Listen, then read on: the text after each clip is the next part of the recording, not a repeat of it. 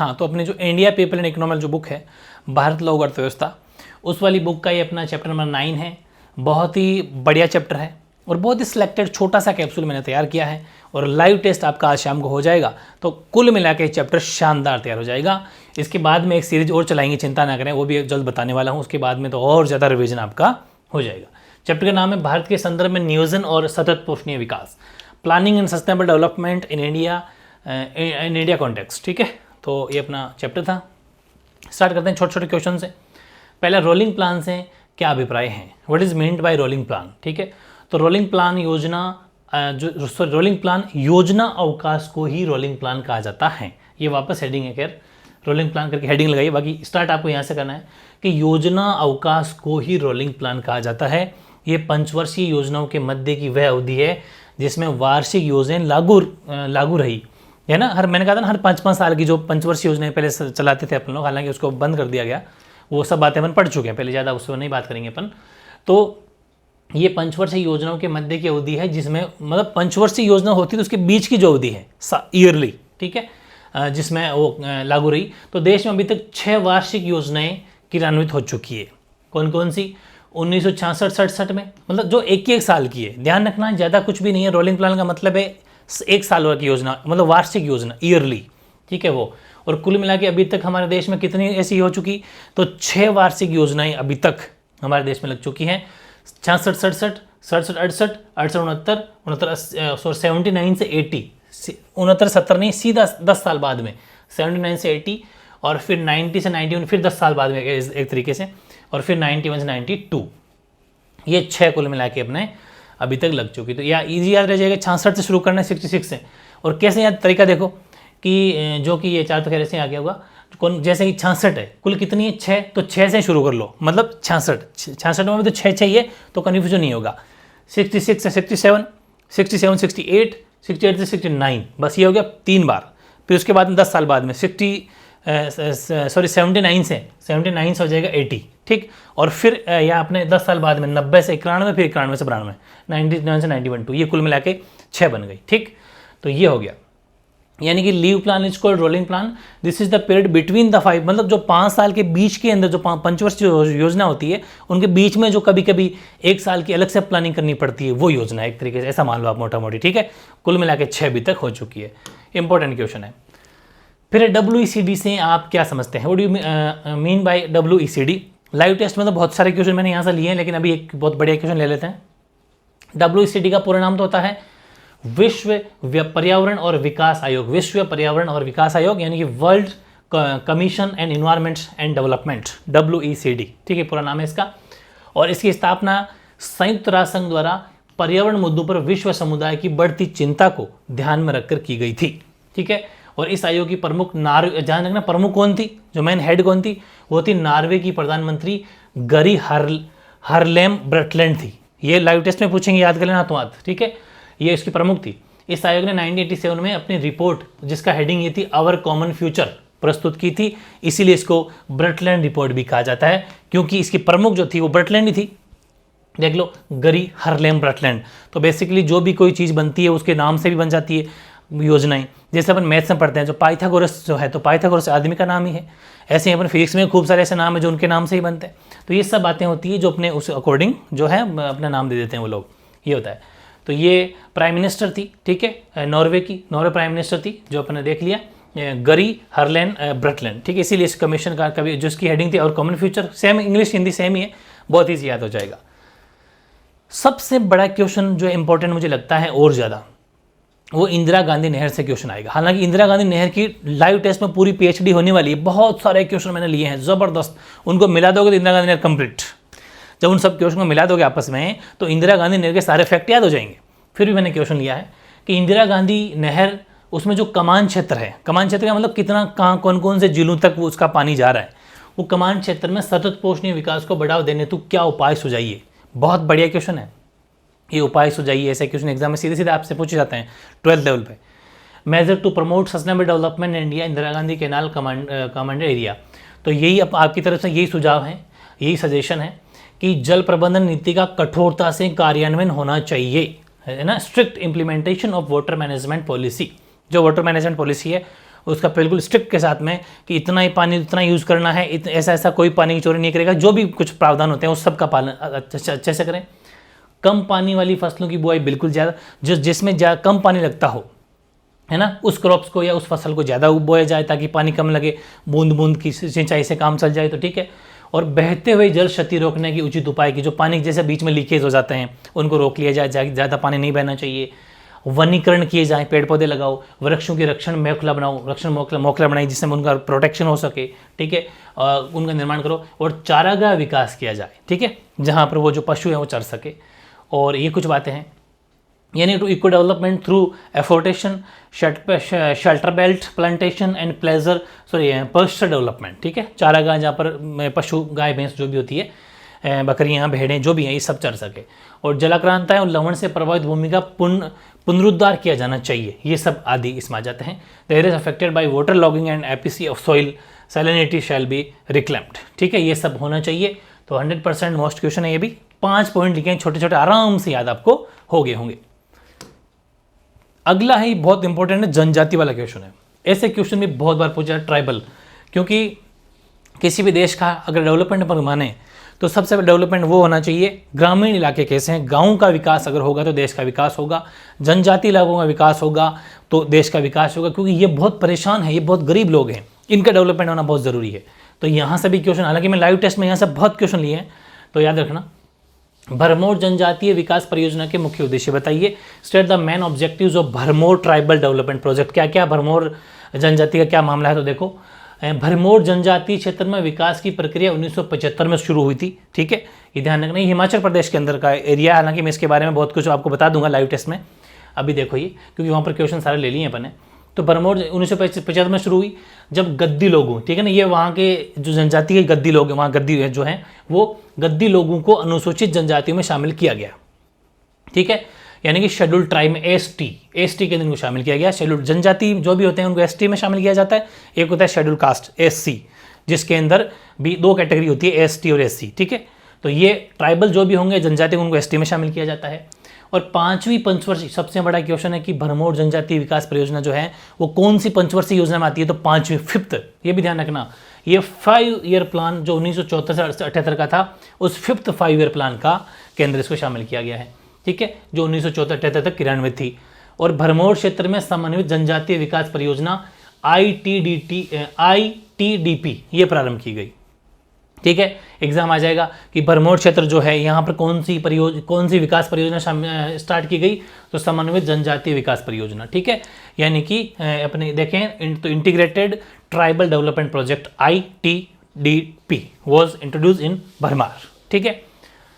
और इसके क्या क्या उद्देश्य थे, ये नई हेडिंग आपको लगानी है, इसके उद्देश्य थे। The objective of this development plan were, पहला, गद्दी, मतलब ये जो गद्दी जनजाति है, ठीक है, जनजाति का नाम है गद्दी, तो गद्दियों के जीवन स्तर में सुधार करना बिल्कुल सीधी सी बात है। अपन जहाँ पर भी जाते हैं, किसी भी जनजातियों कोई सा भी, सबसे पहला काम तो यही कि उनकी लाइफ स्टाइल को सुधारा जाए, बिल्कुल ठीक है।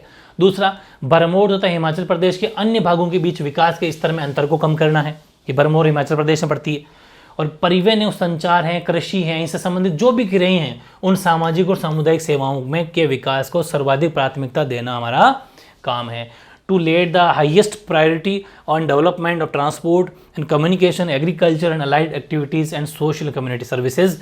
ये बेसिकली 3 आपको लिखना है, इसमें बहुत ज़बरदस्त है, अच्छे से आपको लिख देना, प्रॉपर इसका आंसर ये हो जाएगा, बहुत इंपॉर्टेंट है ये भी। अगला क्वेश्चन लेते हैं, इंदिरा गांधी नहर के बारे में आपको पूरी PhD करवाते हैं। खास इंदिरा गांधी नहर कमान क्षेत्र का विकास कितने चरणों में हुआ, और इस क्षेत्र के पर्यावरण पर पड़े प्रभाव की व्याख्या भी करनी है। In how many phases has the Indira Gandhi canal command area been developed, और explain the impact of this region on this environment, on the environment. तो देखो, इंदिरा गांधी नहर परियोजना जिसे हम पहले राजस्थान, ध्यान रखना, इंदिरा गांधी नहर को ही पहले, जो मैंने आपको क्लास 10th में पढ़ा दिया था, इंदिरा गांधी नहर को ही राजस्थान नहर के नाम से जाना जाता है, ठीक है। तो ये इसका पहले ये नाम था, अभी इंदिरा गांधी नहर हो गया, इसका चेंज कर दिया गया, उसके नाम से जाना जाता था। और इसका प्रारंभ 31 मार्च 1958 को हुआ था, ठीक है, 31 मार्च 1958 को प्रारंभ हुई थी ये। और इंदिरा गांधी नहर पंजाब राज्य से स्टार्ट होती है सतलज और व्यास नदियों के संगम पर, जहाँ पर वो दोनों आके मिलती है, सतलज और व्यास, वहाँ पर जगह है एक हरिके बैराज से निकलती हुई है, निकाली गई है, वेरी इंपॉर्टेंट है। इंदिरा गांधी नहर का कहाँ से मतलब निकलती है, तो दोनों नदियाँ याद रखना, सतलज और व्यास, सतलज एंड व्यास रिवर, उनका जो संगम है, ठीक है, जहाँ पर दोनों मिलती है, उस संगम पर स्थित एक जगह है हरिके बैराज, पंजाब, ठीक है, वहाँ से निकाली गई है। ये परियोजना राजस्थान की एक महत्वपूर्ण सिंचाई परियोजना है। मतलब इंडिया में बेसिकली इरिगेशन जो होता है, वो सिंचाई जो होती है इससे ही होती है, ठीक है, मेन हमारी यही है सबसे बड़ी, तथा विश्व की सबसे बड़ी सिंचाई परियोजना ये है, ठीक है। ये नहर पाकिस्तान की सीमा के मतलब पैरेलल, जो पाकिस्तान की बाउंड्री उसके साथ साथ में लगभग 40 किलोमीटर पाकिस्तान की सीमा के साथ साथ ये चलती है। 40 किलोमीटर की औसत दूरी पर राजस्थान का जो थार मरुस्थल यानी कि जो डेजर्ट इलाका है जैसलमेर वाला, उसके पास साथ चलती है 40 किलोमीटर तक, ठीक है, 40 किलोमीटर। अतः इंदिरा गांधी नहर परियोजना का मुख्य उद्देश्य राजस्थान का जो उत्तरी पश्चिमी क्षेत्र है, बेसिकली बीकानेर अपना मतलब जैसलमेर होता हुआ ये पूरा है ना, नागौर बेल्ट में भी है, इनके मरुस्थलीय भूमि पर सिंचाई द्वारा कृषि करना है, क्योंकि वहाँ पर पानी की बहुत किल्लत है, तो वहाँ पर खेती बाड़ी करना बेसिकली इसका मेन है उद्देश्य है, ठीक है। उत्तरी पश्चिम, ध्यान रखना उत्तर पश्चिम। तो ये था मेन इंपॉर्टेंट, आई थिंक आपको याद हो गया होगा। और बात करते हैं थोड़ा सा, इसमें पूरा क्वेश्चन लिया है मैंने बड़ा, इसमें 2 क्वेश्चन टुकड़ों में आ सकता है। देखो एग्जाम में कैसे क्वेश्चन आएगा कि इंदिरा गांधी नहर का निर्माण कितने चरणों में पूरा किया गया, यहाँ से एक क्वेश्चन बन सकता है। इससे पहले यहाँ तक देखो, यहाँ से लेके ये 3-4 लाइन तो ये और ये यहाँ तक तो एक क्वेश्चन बन सकता है, फिर एक क्वेश्चन ये अलग बन सकता है, 2 क्वेश्चन बन सकते हैं, दोनों चरण दोनों स्टेज अलग अलग पूछ सकते हैं। क्वेश्चन बहुत मोस्ट 100% टपकेगा ये। तो सामान्यतः इस नहर तंत्र की कुल नियोजित लंबाई कितनी है, 9060 किलोमीटर लंबी है ये, और 19.63 लाख हेक्टेयर कृषि योग्य कमान क्षेत्र में सिंचाई का ये काम करती है। ध्यान रखना, इतने हेक्टेयर के अंदर जो है कल्चरेबल कमांड एरिया है इसका, मतलब इतनी खेतीबाड़ी के लिए पानी ये देती है।